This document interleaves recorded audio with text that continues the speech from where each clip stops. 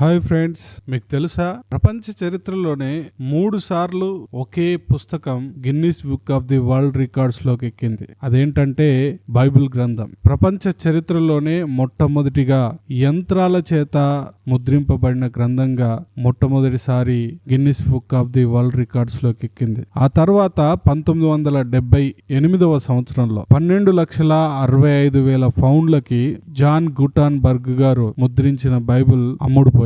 దాని ద్వారా ప్రపంచంలో అతి ఎక్కువ ధరకు అమ్ముడుపోయిన పుస్తకంగా ఈ పుస్తకం Guinness book of the world records లోకి ఎక్కింది. అదే విధంగా అచ్చు యంత్రం కనుగొన్న దినము నుండి 1975వ సంవత్సరం వరకు దాదాపు 250 కోట్ల బైబిల్స్ అమ్ముడుపోయాయి. ప్రపంచంలో ఎక్కువ మంది చదివే పుస్తకంగా కూడా Bible Guinness book of the world records లోకి ఎక్కింది. మరి ఈ పరిశుద్ధ గ్రంథాన్ని మనము చదువుతున్నామా?